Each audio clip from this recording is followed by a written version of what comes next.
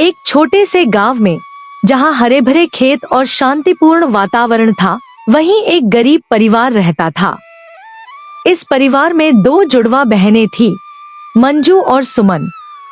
दोनों बहनें एक दूसरे के बेहद करीब थीं और हमेशा साथ में खेलती, पढ़ाई करती और घर के कामों में माँ की मदद करती। उनकी माँ गीता एक मेहनती महिला थी, लेकिन उनके पास बहुत कम साधन थे। उनके पिता का निधन हो चुका था और अब माँ ही सिलाई बुनाई करके घर चलाती थी। एक दिन जब घर का राशन लगभग खत्म हो चुका था और गीता परेशान थी कि वे रात के खाने में क्या बनाएंगी, तभी मंजू और सुमन ने सोचा कि वे कुछ मदद कर सकती हैं। दोनों बहनों ने फैसला किया कि वे जंगल में जाकर लकड़ियां लाएंगी ताकि कुछ खाना पकाया जा सके। वे जंगल के गहरे हिस्से में चली गईं, जहां उन्हें एक अजीब सी आवाज सुनाई दी। आवाज किसी बूढ़ी औरत की थी जो मदद के लिए पुकार रही थी। दोनों बहनें बिना किसी डर के आवाज की दिशा में बढ़ी और देखा कि एक बूढ़ी औरत पेड़ के नीचे बैठी है। उसकी टोकरी में बहुत सारे फल और लकड़ियां थी, लेकिन वह उन्हें उठाने में असमर्थ थी। मंजू और सुमन ने बिना सोचे समझे उसकी मदद की और उसकी टोकरी उसके घर तक ले जाने का प्रस्ताव रखा। बूढ़ी औरत ने उनकी मदद के लिए उन्हें धन्यवाद दिया और कहा, तुम दोनों बहुत अच्छी बच्चियां हो। मैं तुम्हें एक तोहफा देना चाहती हूँ।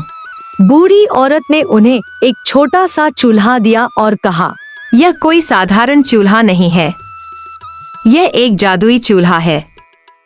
जब भी तुम इस चूल्हे को जलाओगी, यह तुम्हारे लिए स्वादिष्ट भोजन तैयार करेगा। लेकिन याद रखना, इसका उपयोग केवल जरूरत पड़ने पर ही करना। लोभ मत करना। बहनें बहुत खुश हुईं और बूढ़ी औरत का धन्यवाद करके घर लौट आईं। घर पहुंचने पर उन्होंने अपनी माँ को इस जादुई चूल्हे के बारे में बताया।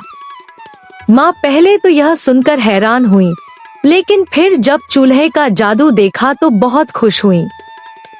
उन्होंने उसी रात चूल्हे पर खाना बनाया और सचमुच चूल्हे ने स्वादिष्ट भोजन तैयार कर दिया।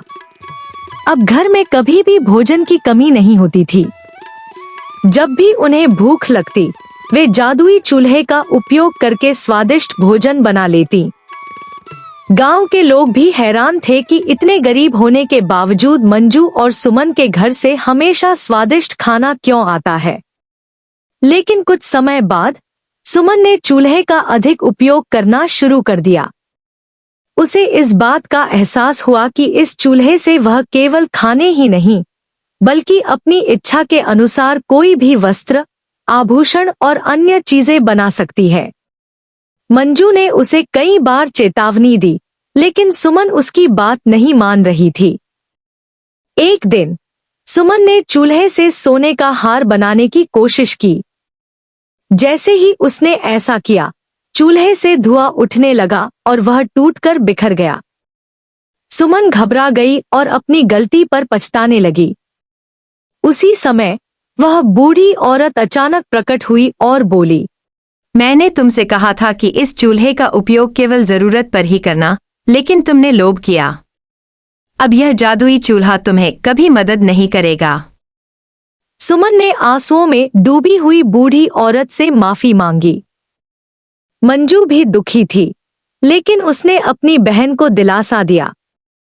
बूढ़ी औरत ने उनकी सच्ची पश्चाताप को देखा और कहा, ठीक है, मैं तुम्हें एक और मौका देती हूँ, लेकिन अब ध्यान रखना कि लालच इंसान को बर्बाद कर देता है। इसके बाद बूढ़ी औरत ने चूल्हे को ठीक कर दिया और गायब हो गई।